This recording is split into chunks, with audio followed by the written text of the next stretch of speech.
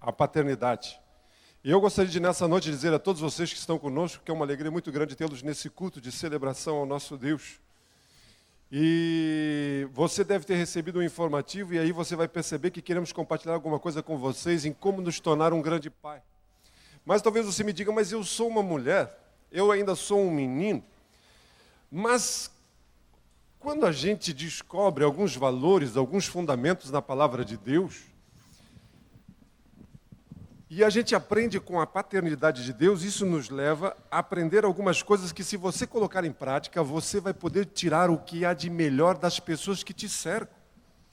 Talvez seja no seu casamento, talvez seja nos seus relacionamentos, talvez seja na sua empresa, talvez seja com seus amigos, mas a grande verdade é que quando eu e você colocamos em prática os fundamentos da paternidade de Deus, quando nós nos relacionamos com as pessoas levando em conta isso, nós fizemos com que as pessoas cresçam, com que elas se tornem melhores.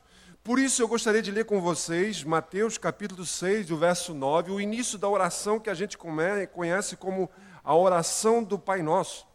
Jesus ensinando os seus discípulos a orar, ele diz assim: vocês, quando orarem, orem assim: Pai nosso que estás no céu, santificado seja o vosso nome. Pai nosso. Hoje a gente falar em Deus como Pai é algo até corriqueiro, comum. Mas eu gostaria que você percebesse que Jesus traz um conceito novo. Talvez não fosse novo, mas fosse um conceito não tão usado. Porque em todo o Velho Testamento, em 39, a Bíblia tem 66 livros, e dos 39 livros do Velho Testamento, Deus é chamado, comparado a um pai, apenas 12, 14 vezes. Mas no Novo Testamento, com a manifestação de Jesus, nos seus evangelhos e nos seus ensinos, a gente percebe que só Jesus, nessa oração, no Sermão da Montanha, ele usa o nome de Deus, ele compara Deus a Pai inúmeras vezes. Isso fez com que as pessoas começassem a perceber uma realidade diferente em relação a Deus. E eu quero que você, pai, você, mãe, perceba que você tem uma pequena oportunidade. O tempo passa muito rápido. Você estava aqui olhando para os seus filhos felizes da vida, porque eles estavam aqui animados. Alguns eu acho que não vão poder ver microfone na vida, porque querem falar no microfone. Estão pulando, estão abanando, fazendo... Mas eu tenho 4 filhos e os meus não estão aqui. Por que os meus não estão aqui? Porque os meus nenês nessa semana fizeram 24 anos. Mas eu digo para vocês que eu olho para essas crianças e parece que foi ontem que os meus filhos estavam me enchendo de orgulho como crianças. Hoje eles me enchem de orgulho como adultos.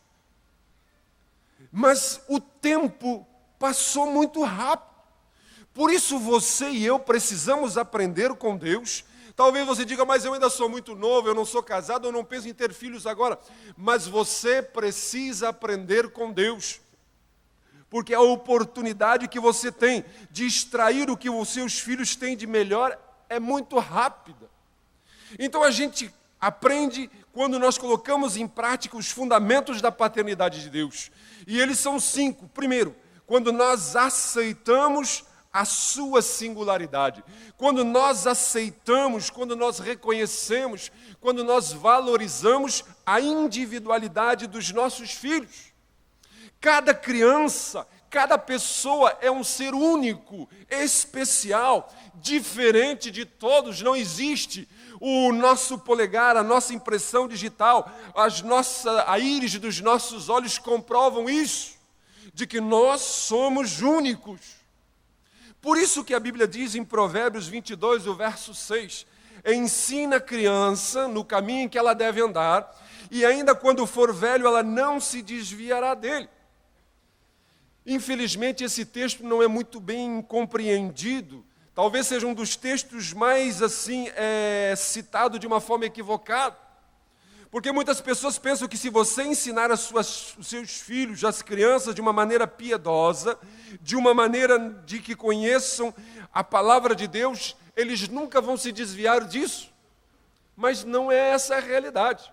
Você conhece, eu conheço muitas crianças, muitos filhos que foram criados piedosamente, mas cresceram e fizeram as suas escolhas, e optaram em andar, em virar as suas costas para o ensino de Deus. Então, o que a Bíblia está querendo dizer? A primeira coisa que nós precisamos entender que não é uma promessa, é um provérbio. Está num livro chamado um livro de provérbio. Provérbio é uma generalização de uma verdade, mas isso tem algumas exceções. E o original hebraico, a língua que foi escrito, ele não está querendo dizer no caminho em que ela deve andar, mas sim de acordo com o seu caminho. A Bíblia, em outras palavras, está querendo dizer que nós precisamos ensinar os nossos filhos, nós precisamos treinar os nossos filhos, nós precisamos educar os nossos filhos respeitando o estágio da vida que eles se encontram. Você não pode tratar uma criança como essas aqui como você trata o seu filho adolescente. Você não pode tratar uma criança que está dando os seus primeiros passos com um moleque já de 10, de 12 anos. Você não pode tratar o seu filho adolescente como aquele filho de 30 anos que não saiu de dentro de casa ainda.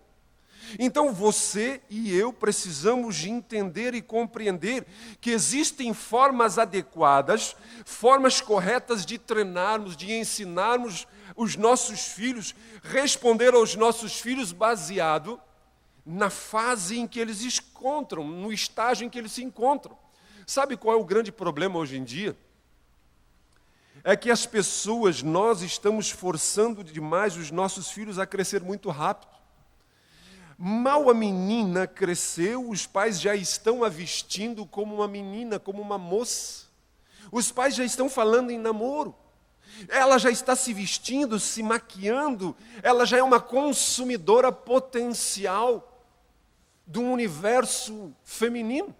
Às vezes se veste até provocantemente, sensualmente falando.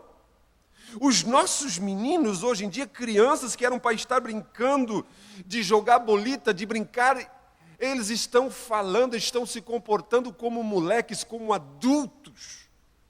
Eles estão assistindo na televisão, eles estão sendo expostos a informações que não deveriam estar sendo expostos na idade que eles estão. Por quê? Porque a nossa sociedade não deixa os nossos filhos ser crianças. Eu me lembro que quando as minhas meninas ainda brincavam de boneca, muitas colegas delas já estavam grávidas. Porque os pais estavam incentivando seus filhos precocemente. Meninos de 10, de 12 anos, os papais liberando para namorar. Ah, mas é tão bonitinho. Esses dias eu vi uma foto no Facebook, um amor verdadeiro, um amor puro. Um moleque de 10 anos de mão dada com uma menina de 9 anos. Os pais, que são dois casais que se amam, acham legal, incentivando. Gente, era para um menino desse estar correndo atrás de uma bola, uma menina dessa brincando de boneca, ou se não quiser brincar de boneca, mas sendo criança.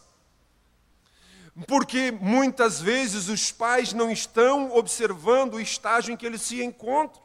Deixe-o ser criança. Nós precisamos respeitar a sua singularidade, observando o estágio em que eles estão, respeitando os seus pontos fortes, respeitando as suas capacidades. Você e eu, como pai, precisamos treiná-los, ensiná-los, observando as suas forças, os seus talentos. Você tem a atribuição, a responsabilidade de saber no que os seus filhos são bons. Se os seus filhos são bons em matemática, os incentive, ajude-os aí nessa direção. Se eles são bons em música, você deve ajudá-los, incentivá-los aí nessa direção. Se eles são bons em ciências exatas, em contabilidades, em relações humanas, eu não sei. Mas você precisa saber a direção e aceitar a sua singularidade e os dirigir nessa direção. Por quê? Porque você precisa treiná-los de acordo com o modo que Deus os moldou. Cada um dos nossos filhos foram moldados de uma forma única. Eu tenho 4 filhos e 2 são gêmeas e as 2 são totalmente diferentes. Então você e eu, como pai, precisamos compreender o estilo que Deus deu aos nossos filhos, o seu temperamento, a sua personalidade. Você nunca vai transformar o seu filho que é introvertido numa criança extrovertida. Alguns aqui estavam pulando, saracoteando, alguns aqui a gente tem que estar mandando parar. E outros ficam com receio, com vergonha de vir e se sentem intimidados. Agora o papai quer que o meu filho seja o popular, quer que o meu filho seja e não respeita a sua intimidade. Infelizmente, os pais às vezes não percebem que Deus os fez assim. Deus nos fez assim por uma razão e por um propósito. Quando um pai e uma mãe trata todos os seus filhos da mesma maneira, está errado. É apenas uma questão de genética a gente entender que os nossos filhos não são iguais. Se você tratar 2 filhos da mesma forma como um pai, você é tolo. Às vezes alguns pais dizem, eu não sei o que aconteceu com aquele lá eu sempre fui a ovelha negra da família. Eu eduquei todos os meus filhos da mesma maneira, eu tratei-os todos da mesma forma, eu fiz tudo igual para todo mundo, mas aquele lá saiu com a pá virada. Tolice do pai. Você, quando trata todos os seus filhos da mesma forma, você está equivocado. Você precisa perceber o estágio que o seu filho se encontra. Você precisa perceber os seus pontos fortes. Você precisa perceber o estilo que Deus lhe deu. E assim você se adapta como pai em conformidade com isso. E você o educa, você o treina, você o ensina para a vida. Essa é a realidade. Deus nos fez diferente. Imagine se Deus não tivesse nos feito diferentes. Deus nos fez diferentes intencionalmente, porque a vida seria muito chata se todos nós fôssemos iguais. Se a vida fosse feita lá na minha casa, eu fico às vezes olhando para minha esposa e digo, como somos diferentes. Graças a Deus que ela é muito diferente de mim. E é muito divertido a gente saber respeitar as diferenças uns dos outros. Porque a minha esposa precisa de barulho, o rádio tem que estar ligado, tem que ter coisa, tem que estar falando, tem que estar conversando, tem que estar barulho, tem que estar a janela aberta, tem que estar... E eu não preciso de música, eu não preciso de nada, se ficar eu passo... O pastor dizem passou uma semana lá na minha casa, 9 dias, e ele diz assim, tu tem algum problema? Eu disse, não, tu está tão calado. E eu disse, Jesus, mas essa... Porque a minha esposa já sabe. Mas ele, 9 dias na minha casa, ele dizia, isso que é meu amigo, me conhece. Estou te achando muito introspectivo. Houve um tempo, quem conheceu o meu pai era um homem extremamente extrovertido, carismático, esportista, atleta, ganhou muitas medalhas quando era novo. E houve um tempo que eu olhava para o meu pai e dizia assim, eu quero ser que nem o meu pai. E até teve um tempo que eu tentei ser que nem meu pai e eu descobri que eu nunca seria como meu pai. E depois eu entendi que Deus me fez diferente do meu pai. E eu me lembro que logo que eu assumi essa igreja como pastor, eu substituí o meu pai. E se é difícil você assumir uma igreja, substituir um pastor, é pior ainda você substituir um pastor de Deus e ele ser seu pai. Porque no começo todo mundo diz assim, mas o teu pai fazia diferente. O teu pai era assim. O teu pai era assado. O pastor era assim. E eu digo para vocês que graças a Deus eu entendi que Deus nos fez diferentes. Porque se todos nós fôssemos iguais, se todos nós gostássemos de fazer as mesmas coisas, haveriam coisas que ficariam por fazer. Então Deus nos fez difícil. Por isso você, pai, precisa entender que muitas vezes é difícil para você, para nós como pai, entendermos isso, ajudarmos aos nossos filhos a reconhecer a sua singularidade.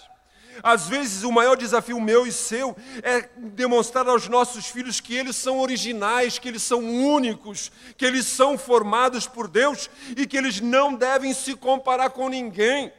Porque a nossa cultura, a nossa sociedade quer nos pressionar, quer colocar todas as pessoas em uma caixinha. Por isso que a Bíblia diz, não se conforme com esse século. E às vezes até mesmo os nossos filhos, por serem pequenos, por serem crianças, eles não entendem. E eles dizem, mas pai, todo mundo faz assim. Mas mãe, todo mundo age dessa forma. Mas você precisa dizer, não, meu filho. Você é único, você é especial. A nossa sociedade nos leva a comparar. E às vezes nós queremos comparar o nosso filho, o seu QI, a sua inteligência, a sua aparência, as suas habilidades esportivas, a sua maneira de lidar com as coisas com os filhos dos outros. Ah, mas o filho do fulano passou em medicina na URGS. O meu não consegue passar no 2º grau aqui nesse coleginho, tchê. Que coisa! E a gente começa a pressionar porque queremos comparar os nossos filhos. Isso é equivocado, isso é errado. O meu filho não joga nada de futebol, mas eu queria que ele fosse atleta como eu fui quando era jovem. Mas ele é um perna de pau. E daí? Nós precisamos entender que existe todos os tipos, aos vários tipos de inteligência. Eu precisei aprender isso. Que existe um tipo de inteligência para números, para questões exatas, para raciocínio lógico, para resolver situações. Eu percebi que existe um tipo de inteligência relacional. O cabra não tem raciocínio lógico, é lento demais. Mas o cara é muito inteligente para relacionamento. Eu muitas vezes digo assim, meu Deus, o cabra aqui ele é bem mais burrinho do que eu, e como é que o cara consegue, tia? Porque o cara tinha bom relacionamento, a inteligência relacional, inteligência verbal. Então os nossos filhos, as pessoas são diferentes e têm diferentes inteligências em diferentes áreas. É óbvio que na escola agora você precisa ter uma nota, uma avaliação, na sua academia isso é importante. Mas nunca coloque os seus filhos dentro de uma caixinha pensando que isso é toda a história. Porque não é. Vamos ser bem honestos, se alguém olhasse para trás, uns anos atrás, o Einstein foi alguém que foi reprovado, alguém que não passou, alguém disse, esse cabra não é bom não, esse cara não serve, esse cara recebeu, ele saiu fora da média da caixinha, mas se tornou uma das pessoas, uma das mentes mais brilhantes do século passado. Mas alguém lá disse que ele estava fora da caixinha. Então nós precisamos entender que Deus nos deu os nossos filhos com a sua singularidade, com a sua característica, a sua individualidade. E você, como pai, precisa descobrir isso, precisa incentivar isso, ajudar os seus filhos a ser o melhor daquilo que Deus os fez e os criou. Por isso que a Bíblia diz em Gálatas, cada um examine os seus próprios atos, e então poderá orgulhar-se de si mesmo, sem se comparar com ninguém. Existem 2 tipos de orgulho na Bíblia. Um orgulho errado e ilegítimo, que é quando você é arrogante, quando você é soberbo, quando você se acha. Mas existe um tipo de orgulho que é legítimo, que é benéfico. É quando você está orgulhoso de que Deus está trabalhando na sua vida. De que Deus está levando você a ser o melhor do que Ele te criou, daquilo que Ele fez. Você sente orgulho de que Deus te fez único. Em todos 7 bilhões de pessoas que existem nesse mundo, só existe um Gilberto. Aconteceu essa semana retrasada uma coisa que já fazia muito tempo que eu não conhecia. Eu fui comprar um material aqui para a igreja e cheguei num lugar. E quando eu fui pagar, eu entrei no escritório e tinha um cabra, assim, uma mesa, tinha umas 4, 5 mesas. E eu observei que um cara que estava sentado na mesa do meio era alto. Estava sentado. E quando eu olhei para o pé dele, ele estava sem sapato. E o pé dele, ó. Eu disse, esse cara é grande. Mas estou quieto, né? E eu estou de em pé na fila para pagar. E ele olha para mim, daqui a pouco ele diz assim, quanto é que o senhor mede? Eu disse, olha, tia, eu meço 2,7 sem sapato. Ele disse, não, mas não pode. 2,7 meço eu. E ele se levantou. Um guri novo, devia ter uns 20 e poucos anos. E ele veio do meu lado, tirou uma foto do meu lado. Estou ficando famoso.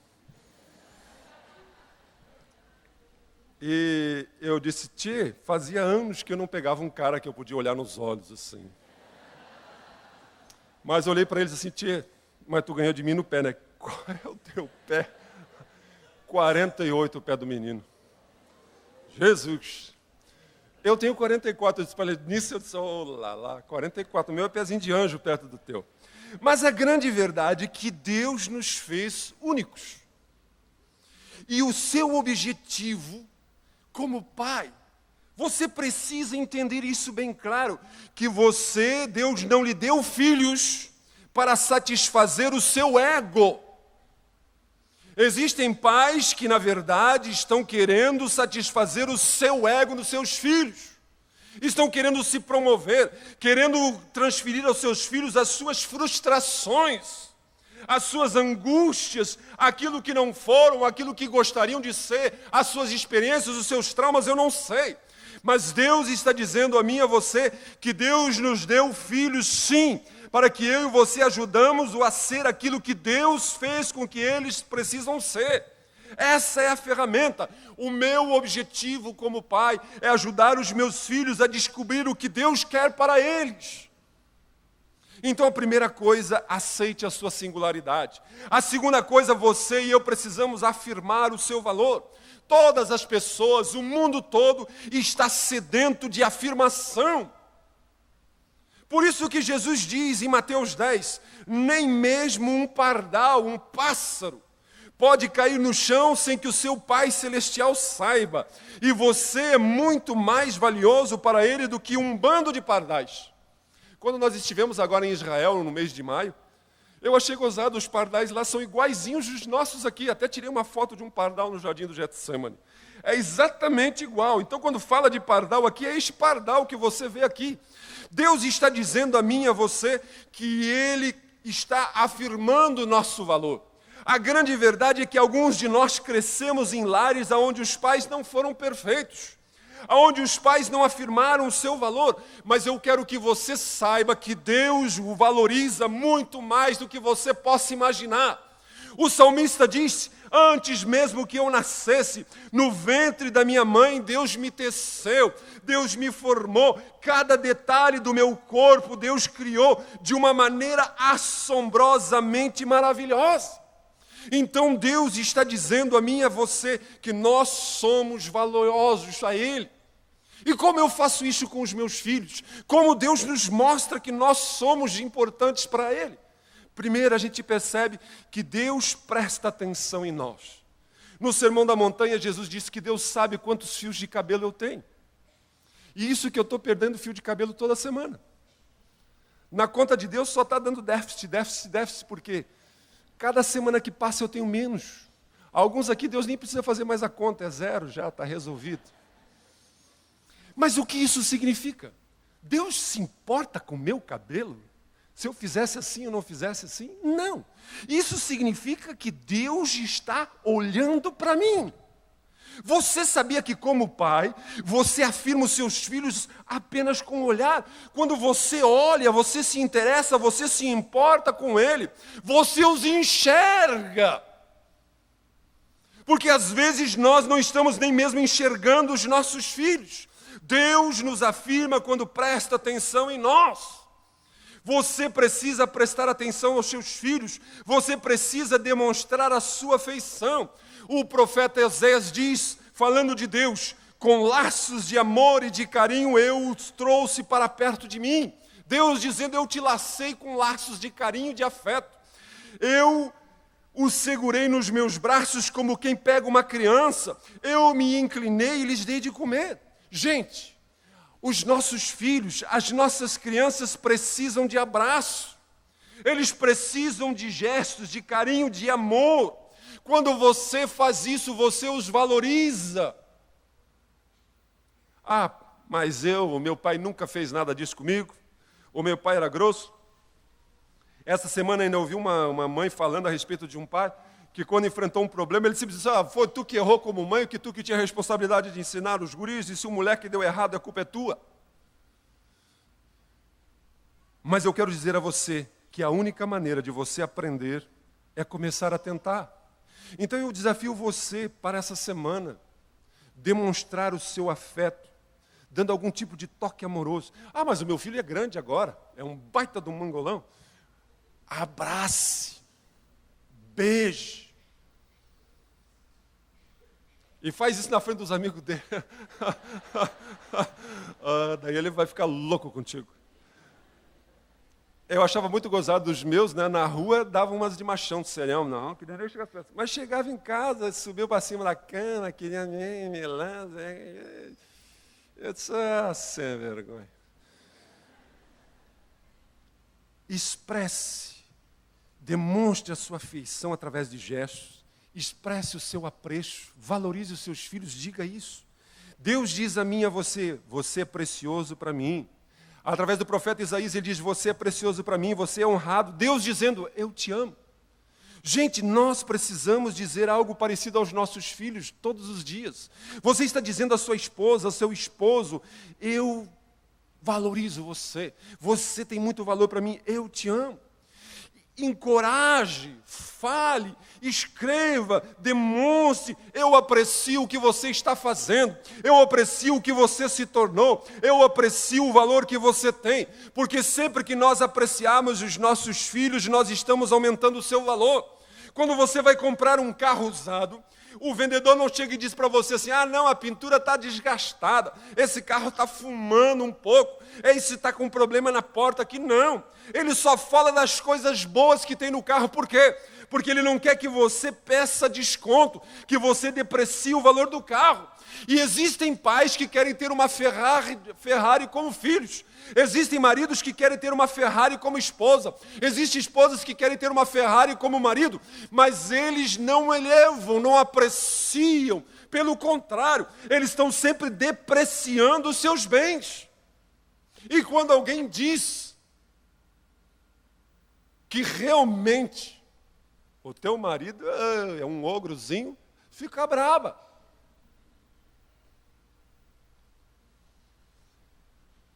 Sempre que você apreciar os seus filhos, você aumenta o seu valor. Gente, se nós entendêssemos essa verdade que a Bíblia nos diz, que Deus nos ensina, nós moldamos as nossas crianças, nós moldamos as pessoas que estão ao nosso redor pela forma como nós falamos com eles.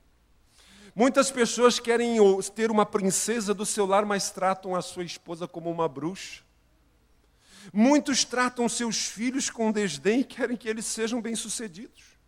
E quantas vezes a gente precisa de afirmação? A Bíblia diz, Deus nos diz que nós precisamos disso todos os dias. Por isso eu pergunto a você essa noite, quem você precisa incentivar? Quem você precisa valorizar? Quem você precisa afirmar o seu valor? Em quem você precisa prestar atenção?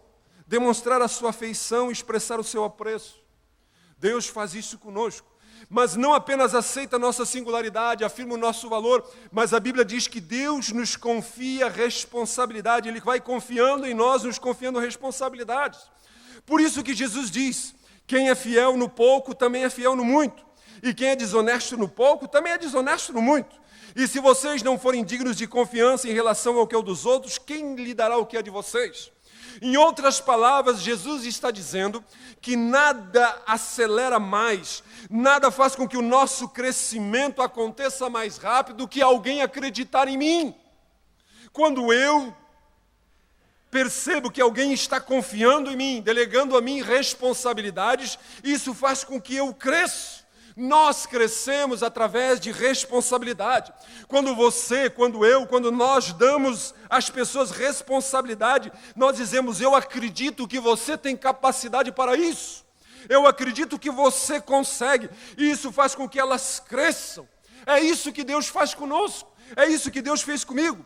Ele diz, aquele que confia pequenas coisas e as pessoas adquirem responsabilidade e crescem, Deus vai acrescentando cada vez mais.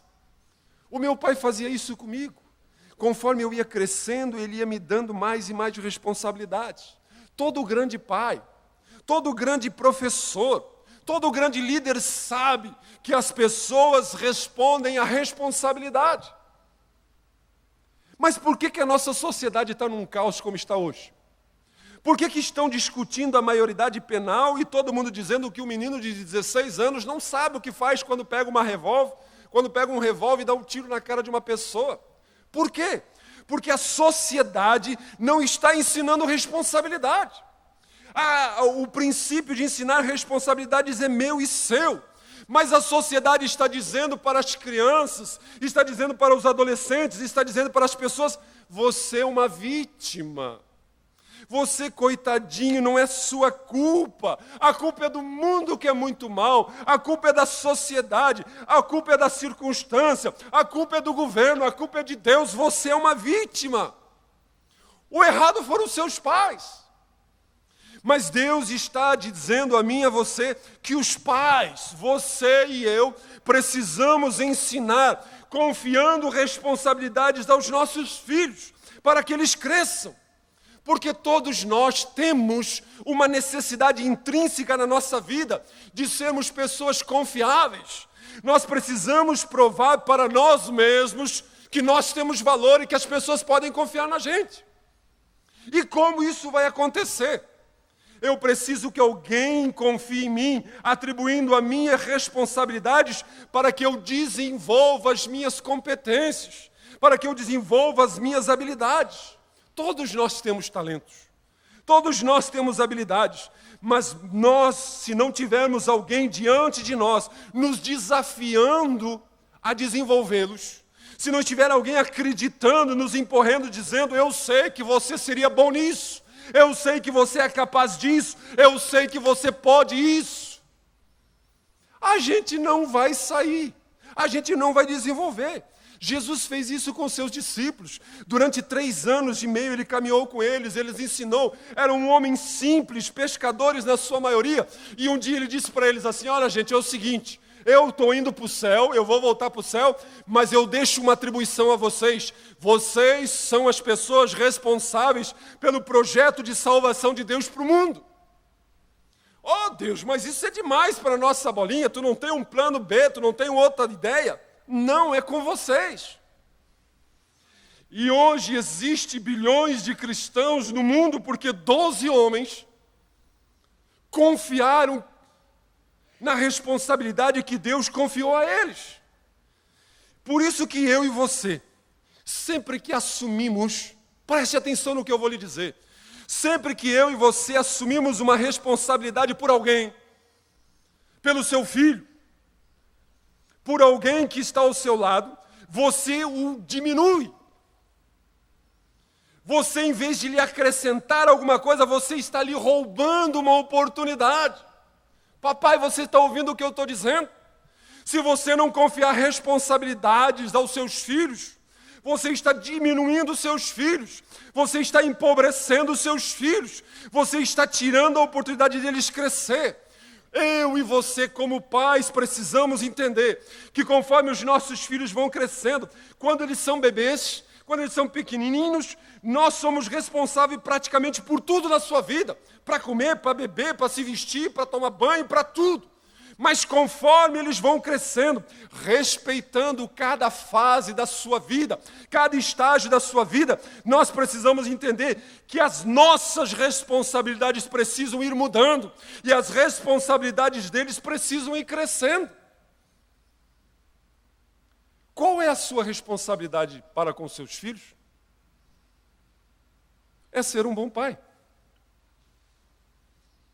A nossa responsabilidade para com os nossos filhos é sermos um bom pai.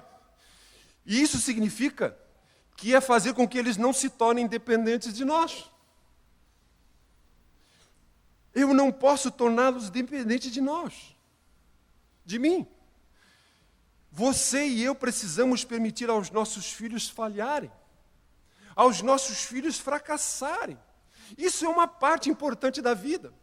Mas eu e você temos uma tendência, nós temos um desejo, uma vontade de querer proteger as nossas crianças e os nossos filhos de que cometam erros. Porque se eles cometerem erros, se eles fracassarem em alguma coisa, eles vão sentir-se tão mal, eles vão ficarem tão magoados, tão feridos, tão chateados, e eu não queria vê-los assim. Mas nós precisamos entender que isso impede que eles aprendam lições valiosas. Então eu não gostaria que os meus filhos nunca tivessem uma frustração, nunca tivessem uma decepção, nunca fraquejassem, nunca fracassassem. Você os está impedindo de aprender uma das lições mais valiosas da vida. de que o fracasso faz parte importante da nossa vida. E uma das maiores lições que nós precisamos aprender é de que o fracasso não é fatal, ele não é o final. Não, nós fraquejamos, erramos, mas nos levantamos e vamos em frente de novo. Você não é um fracassado, você apenas fracassou. Você apenas precisa se levantar e enfrentar de novo. Por isso que a Bíblia diz em Provérbios, o justo, ele cai 7 vezes, mas ele levanta com a graça de Deus e vai adiante. A recuperação de um fracasso, a recuperação de uma falha, é uma das habilidades mais importantes da vida que os nossos filhos têm que aprender. Gente, e eu vou ser honesto para dizer para vocês, a gente ministra em casais, a gente ministra em famílias, a gente ministra na vida de vocês e de tantas pessoas que cruzam o nosso caminho. E às vezes eu vejo, quase toda semana, pessoas que os pais super protegeram. Os pais super protegeram os seus filhos de tal forma que os estragaram para a vida. Você precisa entender que, na verdade, a superproteção é uma forma de rejeição. Você sabia disso? Quando você superprotege os seus filhos, na verdade, você os está rejeitando. Em outras palavras, você está dizendo assim, meu filho, eu não confio em você, não. Eu li uma reportagem de uma ex-diretora, reitora de uma das grandes universidades americanas, agora não me lembro se era Oxford ou Princeton, e ela deu uma entrevista para as páginas amarelas da Veja, e ela diz que uma das características dessa geração que mais tem assustado ela é que os calouros, os meninos e as meninas que estão indo para a universidade, na grande maioria estão chegando à universidade acompanhados do papai e da mamãe. E quase sempre quando vão fazer uma entrevista com ela ou com os orientadores que querem conversar, perguntar alguma coisa a respeito dos meninos, e perguntam o que os meninos pensam da vida, o que os meninos estão pensando para o futuro, quase sempre os meninos olham para o papai e para a mamãe para que o papai e a mamãe diga, oriente, fale. O papai e a mamãe levam até a porta da sala de aula, abre a porta de sala de aula para o filhinho e filhinha entrar. Essa superproteção está deixando pessoas que não conseguem superar as suas dificuldades inseguras, porque a superproteção é quando você, de uma forma ou de outra, está dizendo assim, eu não confio que você tem café no bule, meu filho, para fazer isso. Eu não confio que você vai conseguir ter competência, que você não vai poder fazer isso por conta própria. Eu preciso fazer isso para você, porque se eu não fizer, você não vai dar, você não consegue, você não tem capacidade, eu preciso estar com você. Essa é a verdade. Gente, isso acontece aqui na igreja. Ali no Geração Futuro, se uma criancinha puxa o cabelo da outra, a mamãe vai lá tirar satisfação. Por que uma outra criancinha puxou o cabelo da minha filha? Gente, nós vivemos um mundo em que gente vai puxar o cabelo do seu filho.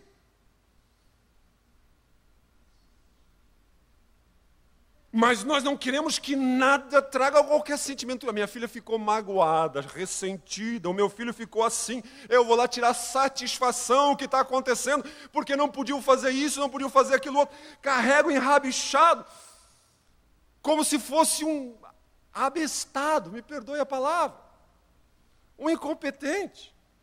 Gente, nós precisamos entender que os nossos filhos, conforme vão crescendo, precisam aprender em confiança a ter suas responsabilidades. Eles precisam crescer. Você precisa deixar de lado a superproteção, porque isso traz crianças inseguras.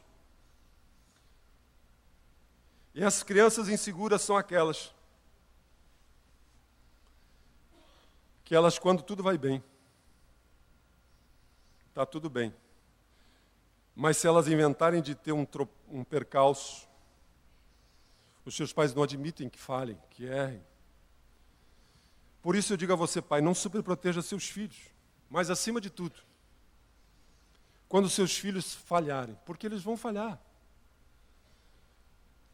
Quando alguém confia a nós responsabilidades em confiança, nós precisamos aprender com os nossos erros. E quando os nossos filhos errarem, não permita que eles culpem outras pessoas. Não admita culpar ninguém pelo seu fracasso. Porque hoje em dia todo mundo é vítima. Todo mundo é vítima e as crianças não estão aprendendo a superarem, a crescerem. Deus nos chama a aceitarmos a singularidade dos nossos filhos, a afirmar o seu valor, prestando atenção, demonstrando afeto, expressando o seu apreço, confiando conforme eles vão crescendo responsabilidades, confianças em responsabilidades. Mas também nós precisamos aprender a corrigir sem condenar.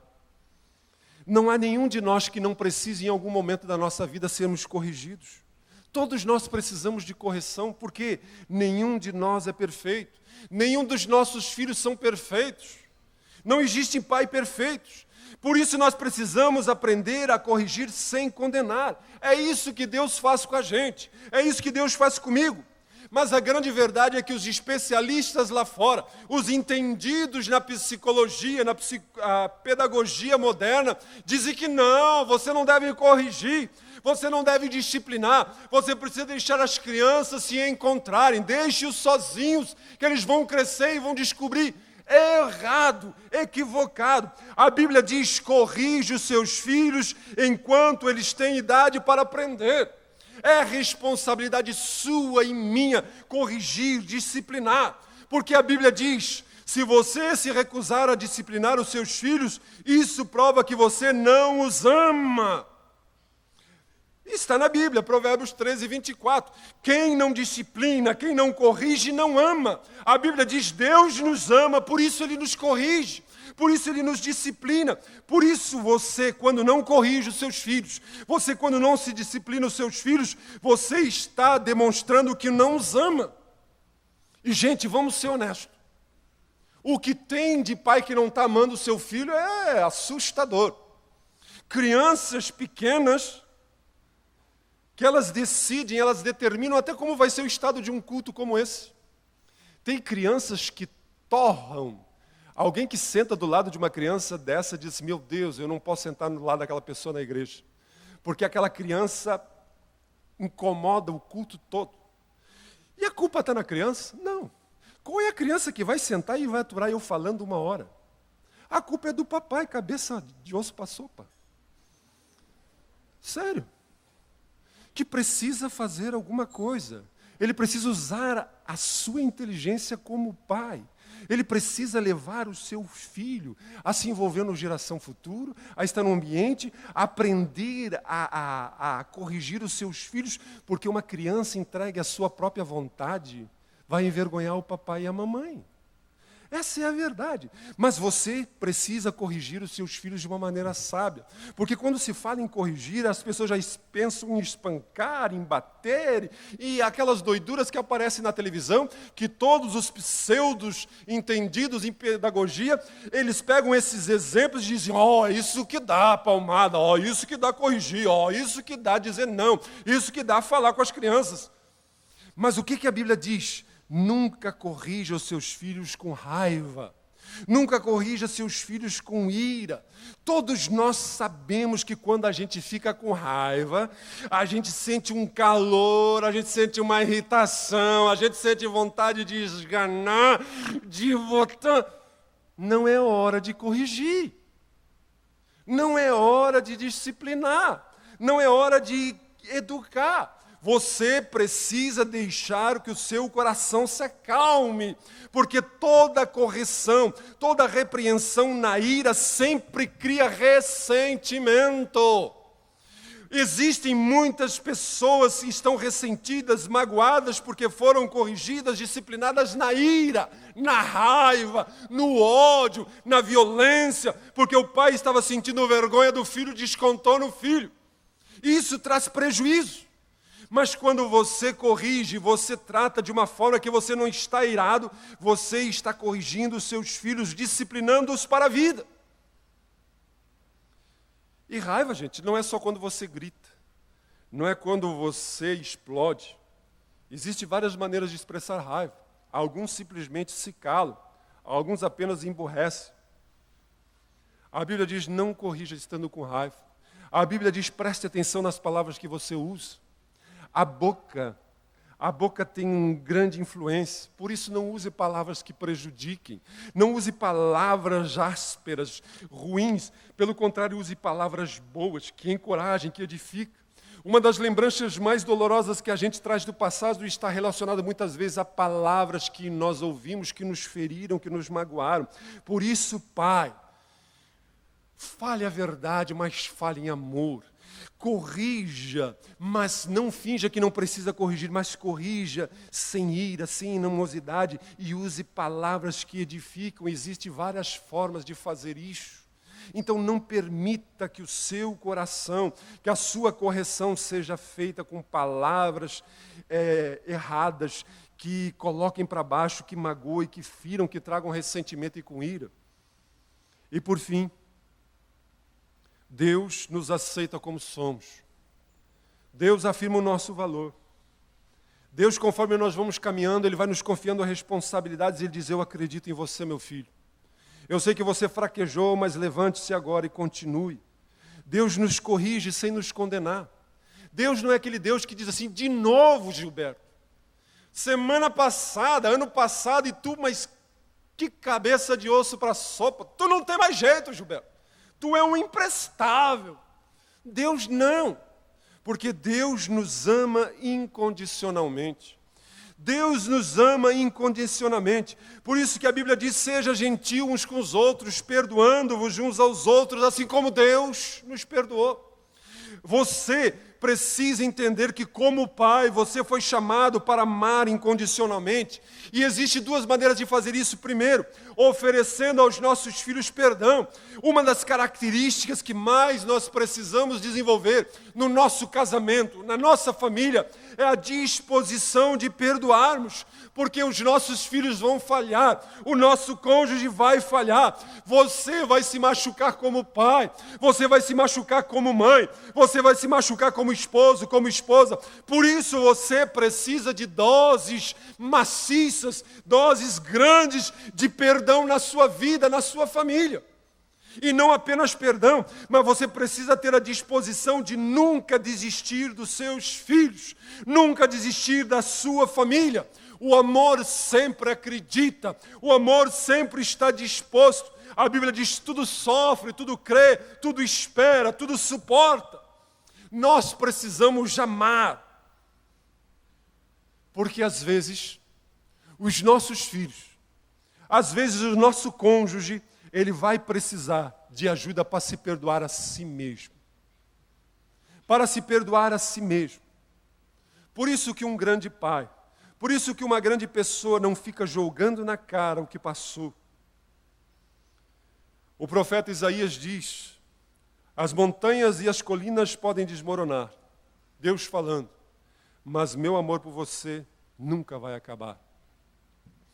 Dia desse saiu uma reportagem dizendo o custo de ter um filho financeiramente falando. Mas eu quero dizer para você que o custo real da paternidade não é dinheiro. O custo real da paternidade é o custo emocional. É que você, em um momento, você vai estar tão orgulhoso do seu filho. Você vai estar tão alegre com o seu filho que você vai ter vontade de esganá-lo, de tanto beijar, de tanto abraçar. Mas vai passar uma semana, no minuto seguinte, você vai olhar para ele e você vai ficar tão bravo, tão indignado pelo que ele aprontou, o que ele fez, que você vai ter vontade de esganá-lo. Por isso eu digo a você essa noite, talvez alguns de vocês estejam frustrados com seus filhos.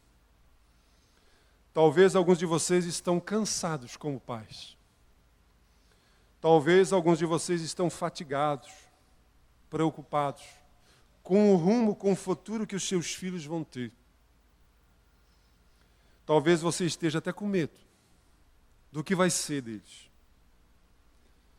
Mas eu queria dizer a você que o segredo para se tornar um grande pai, o segredo para se tornar uma grande mãe, é você não se tornar um grande pai e nem se tornar uma grande mãe. O segredo para você se tornar um grande pai, se tornar uma grande mãe, é você se tornar uma pessoa piedosa. Você se tornar um crente em Jesus. Você se tornar um cristão que tenha intimidade com Deus. Por isso eu digo a você, não se concentre nos seus filhos. Concentre-se em você. Olhe para a sua vida em relação a Deus. Desenvolva o seu relacionamento com Deus, porque esse é o segredo. A Bíblia diz, no temor ao Senhor.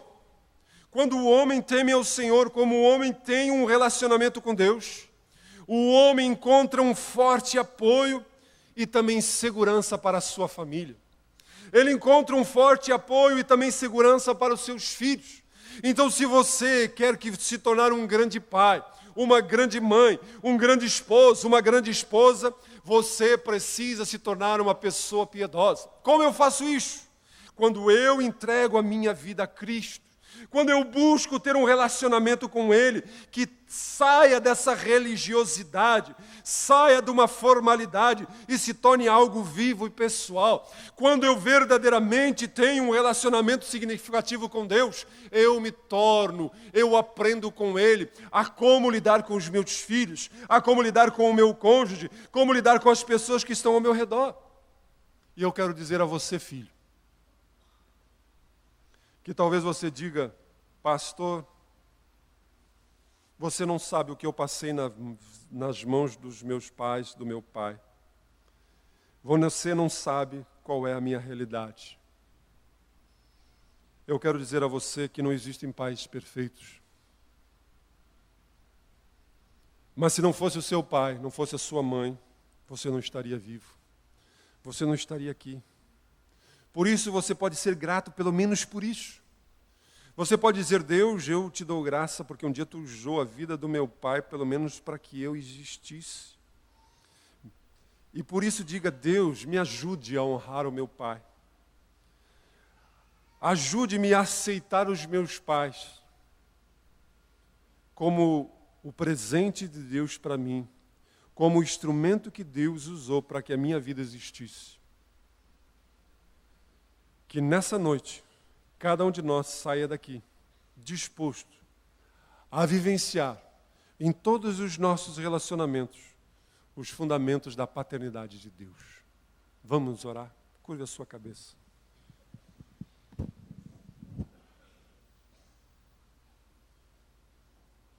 Pai, Tu conheces a realidade de cada coração, de cada vida que está aqui essa noite. Tu conheces. E Tu presta atenção em nós. E Tu demonstrou o Teu amor, Tu demonstrou o Teu carinho, quando enviou Jesus Cristo àquela cruz para morrer por mim, para morrer por nós. Tu demonstra o Teu afeto, Pai, quando coloca pessoas ao nosso redor, quando coloca uma igreja, um grupo de pessoas, quando faz com que alguém traga uma mensagem que me encoraje, que me afirma. Deus, Tu tem expressado o Teu apreço por mim. Tu tem dito que eu sou importante, que Tu conheces a minha realidade. E eu te peço agora que o Espírito Santo de Deus fale a cada coração. E que cada pai e cada mãe aqui neste lugar possa ter no seu coração a disposição de vivenciar estes fundamentos da paternidade de Deus. Nos ajuda. Reconhecemos que não somos perfeitos. Reconhecemos que temos dificuldades. Reconhecemos que erramos. Mas reconhecemos que Deus está disposto a nos ajudar. Reconhecemos que dependemos de Ti. Então, em nome de Jesus, Te revela agora. E se existe alguém aqui essa noite que precisa ter um encontro contigo, que precisa ter a sua vida tocada, mudada pelo Pai dos céus, que possa aprender a ser um bom pai, uma boa mãe, um bom filho, toca agora e fala ao coração em nome de Jesus. Ainda com a sua cabeça curvada, eu gostaria de dizer a você que ainda não convidou a Jesus para ser Senhor das suas vidas, que você ainda não experimentou um relacionamento verdadeiro, real e significativo. A sua religião não te ajuda a ser um melhor pai, não tem lhe ajudado a ser um melhor marido, um melhor esposo, uma melhor mãe, um melhor filho, um melhor cidadão. Se a tua religiosidade é algo frio, distante, é porque você não conhece Deus de uma forma pessoal. Mas eu gostaria de orar com você, que gostaria de dizer: Jesus, entra na minha vida, entra no meu coração, muda a minha mente, cura a minha alma. Levante a sua mão onde você está, eu quero orar com você, bem alto. Tem alguém que gostaria de entregar a sua vida? Deus abençoe, pode baixar a sua mão. Tem mais alguém? Eu convidaria a igreja toda a ficar de pé em nome de Jesus.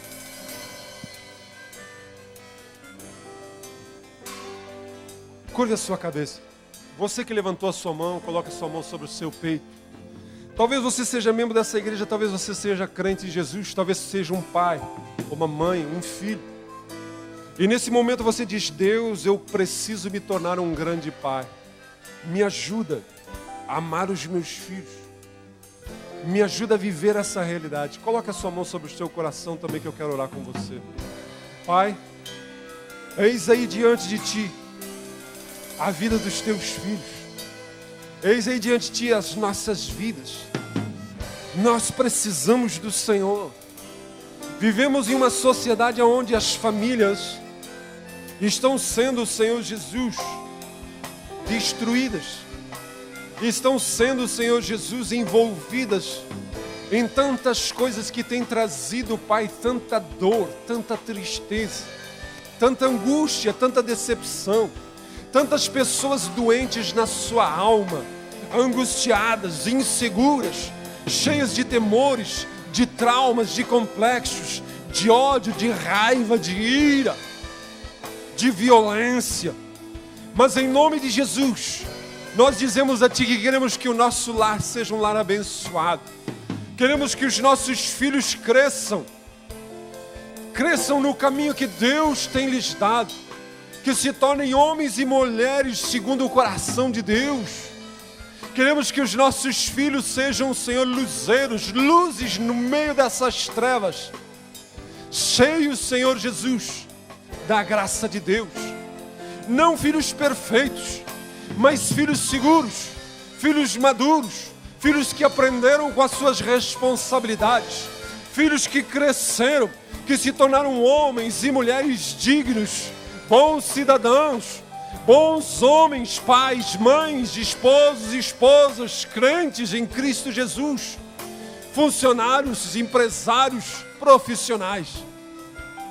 Então nos ajuda como pais, porque o tempo que temos é tão curto, é tão rápido, eles crescem tão ligeiro, Senhor.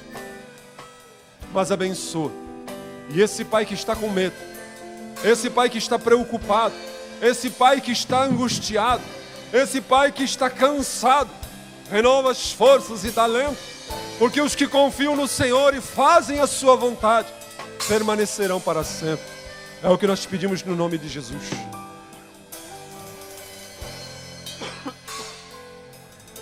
Você que levantou a sua mão convidando a Jesus, pegue com essas pessoas que estão com esse colete cor de laranja, uma literatura e um CD. Não vá para casa sem buscá-los. Porque você lendo, buscando, você vai descobrir mais a respeito do projeto de Deus para a sua vida. Estabeleça, leve para casa esse informativo. E peça, ore a Deus e diz: Deus, em qual destes 5 fundamentos eu preciso crescer? Quais são as vozes que eu estou ouvindo? Quem está fazendo a minha cabeça, Senhor? É a Rede Globo? É os educadores? É a mídia, é a sociedade, é a cultura. Mas eu quero ter a minha cabeça feita pelo Senhor e a sua vontade. Viva isso, pratique isso. E eu tenho certeza que você nunca vai se arrepender. E um dia, quando você olhar para trás, você vai poder dizer assim: graças a Deus, que eu soube viver o tempo que Deus me deu como pai e como mãe. Pai, muito obrigado. Leva-nos aos nossos lares. Dai-nos uma semana abençoada. Que os teus filhos possam agora na sua casa, no seu lar, vivenciarem a realidade de Deus. É o que nós te pedimos em nome de Jesus, o nosso Deus. Amém?